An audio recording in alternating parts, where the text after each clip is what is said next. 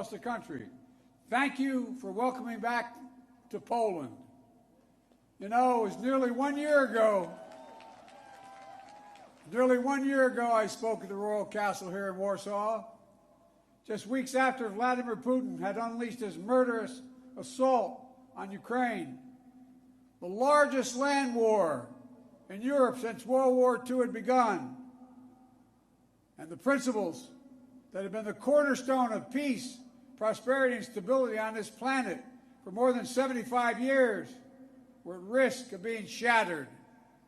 1 year ago, the world was bracing for the fall of Kyiv. Well, I just come from a visit to Kyiv, and I can report Kyiv stands strong. Kyiv stands proud. It stands tall. And most important, it stands free. When Russia invaded, it wasn't just Ukraine being tested. The whole world faced a test for the ages. Europe was being tested. America was being tested. NATO was being tested. All democracies were being tested. And the questions we faced were as simple as they were profound. Would we respond, or would we look the other way? Would we be strong, or would we be weak? All of our allies, would be united or divided? 1 year later, we know the answer.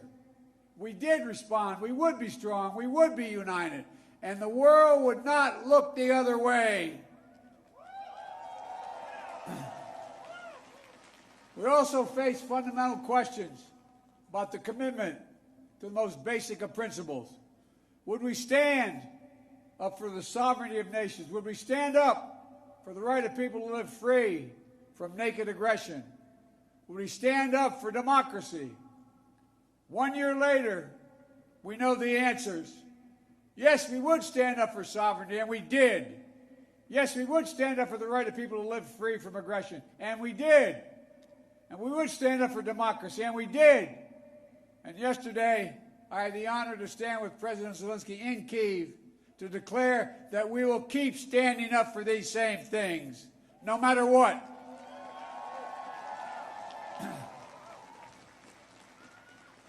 When President Putin ordered his tanks to roll into Ukraine, he thought we would roll over.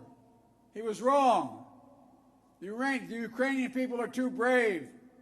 America, Europe, a coalition of nations from the Atlantic to the Pacific, we were too unified. Democracy was too strong. Instead of an easy victory he perceived and predicted, Putin left with burnt-out tanks and Russia's forces in disarray. He thought he'd get the Finlandization of NATO. Instead, he got the NATOization of Finland and Sweden. He thought NATO would fracture and divide. Instead, NATO is more united and more unified than ever before. He thought he could weaponize energy to crack your resolve, Europe's resolve. Instead, we're working together to end Europe's dependence on Russian fossil fuels. He thought autocrats like himself were tough and leaders of democracy were soft. And then he met the iron will of America and the nations everywhere that refused to accept the world governed by fear and force. He found himself at war with a nation led by a man whose courage would be forged in fire and steel, President Zelensky. President Putin is confronted with something today that he didn't think was possible a year ago. The democracies of the world have grown stronger, not weaker.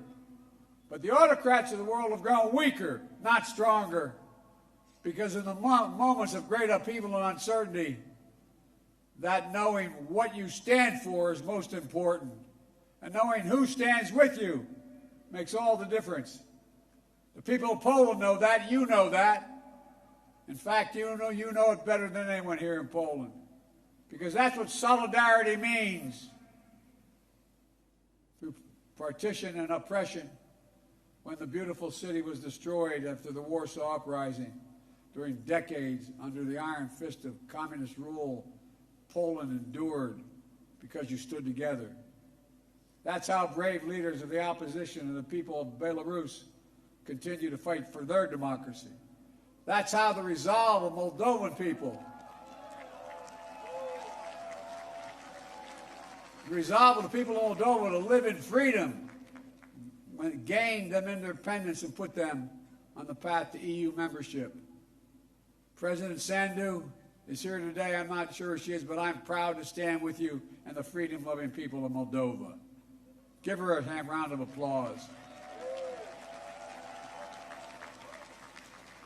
1 year into this war, Putin no longer doubts the strength of our coalition, but he still doubts our conviction. He doubts our staying power. He doubts our continued support for Ukraine. He doubts whether NATO can remain unified. But there should be no doubt.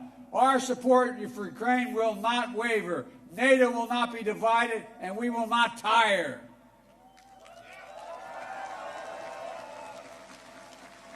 President Putin's craven lust for land and power will fail, and the Ukrainian people's love for their country will prevail. Democracies of the world will stand guard over freedom today, tomorrow, and forever.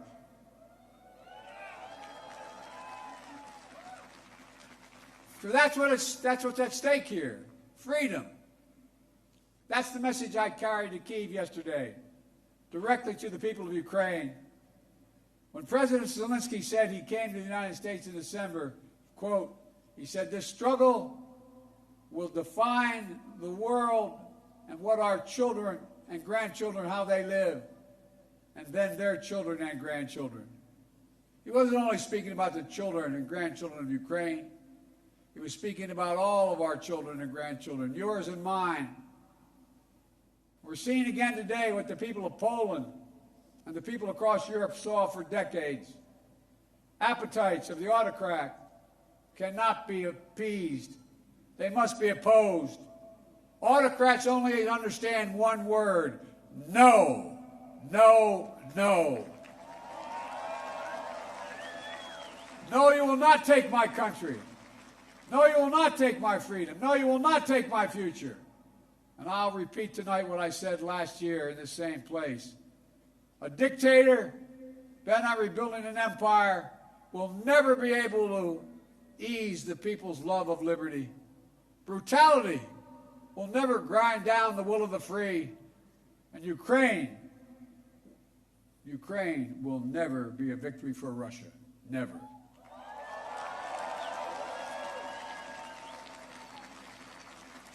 For free people refuse to live in a world of hopelessness and darkness. You know, this has been an extraordinary year in every sense. Extraordinary brutality from Russian forces and mercenaries. They've committed depravities, crimes against humanity, without shame or compunction. They've targeted civilians with death and destruction, used rape as a weapon of war, stolen Ukrainian children in an attempt to steal Ukraine's future, bombed train stations, maternity hospitals, schools, and orphanages. No one can turn away their eyes from the atrocities Russia is committing against the Ukrainian people. It's abhorrent. It's abhorrent. But extraordinarily, as well, has been the response of the Ukrainian people and the world. 1 year after the bombs began to fall, Russian tanks rolled into Ukraine. Ukraine is still independent and free.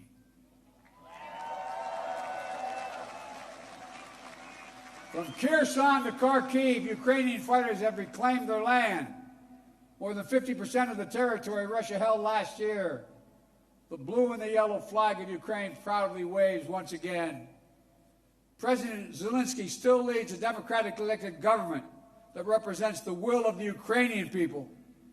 And the world has already voted multiple times, including the United Nations General Assembly, to condemn Russia's aggression and support a just peace. Each time in the UN, that vote has been overwhelming. In October, 143 nations of the United Nations condemned Russia's illegal annexation. Only four in the entire UN voted with Russia. 4. So tonight, I speak once more to the people of Russia. The United States and the nations of Europe do not seek to control or destroy Russia. The West was not plotting to attack Russia, as Putin said today.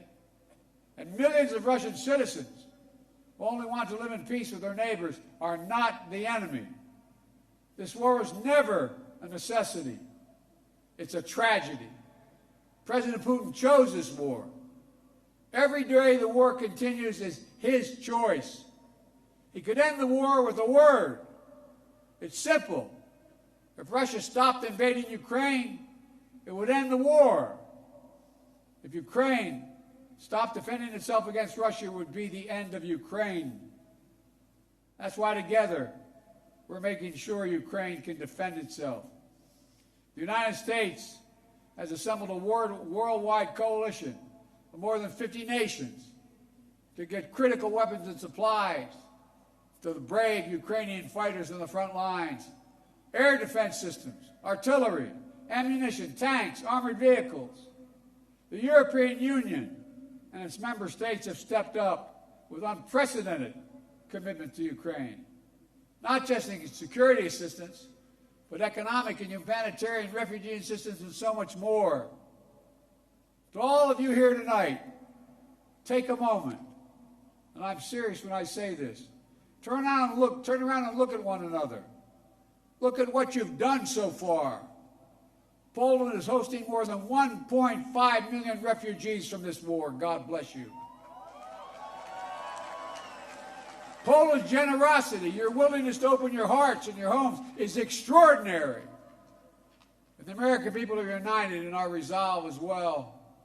All across my country, in big cities and small towns, Ukrainian flags fly from American homes. Over the past year, Democrats and Republicans in our United States Congress have come together to stand for freedom. That's who Americans are, and that's what Americans do. The world is also coming together to address the global fallout from President Putin's war. Putin tried to starve the world, blocking the ports in the Black Sea to stop Ukraine from exporting its grain, exacerbating the global food crisis that hit developing nations in Africa especially hard.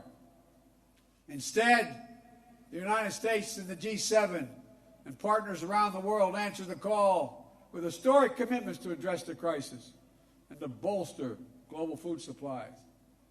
And this week, my wife, Jill Biden, is traveling to Africa to help bring attention to this critical issue. Our commitment is to the people of Ukraine and the future of Ukraine, a Ukraine that's free, sovereign, and democratic.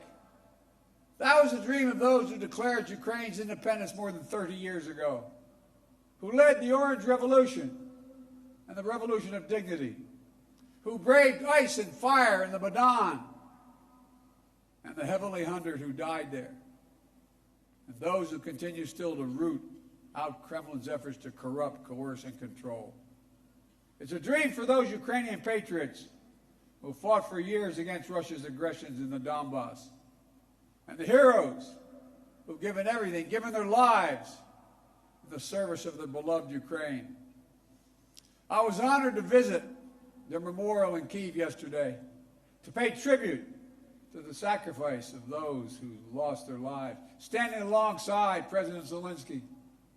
The United States and our partners stand with Ukraine's teachers, its hospital staff, its emergency responders, the workers in cities across Ukraine are fighting to keep the power on in the face of Russia's cruel bombardment. We stand with the millions of refugees of this war who found a welcome in Europe and the United States, particularly here in Poland. Ordinary people all across Europe did whatever they could to help and continue to do so.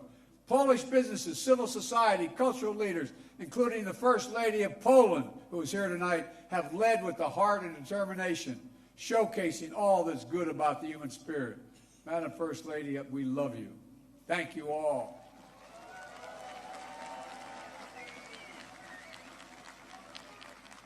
I'll never forget last year visiting with refugees from Ukraine who had just arrived in Warsaw, seeing their faces, exhausted and afraid, holding their children so close, worrying they might never see their fathers, their husbands, their brothers, their sisters again. In that darkest moment of their lives, you, the people of Poland, offered them safety and light. You embraced them. You literally embraced them. I watched the looks on their faces. Meanwhile, together we made sure that Russia is paying the price for its abuses. We continue to maintain the largest sanction regime ever imposed in any country in history.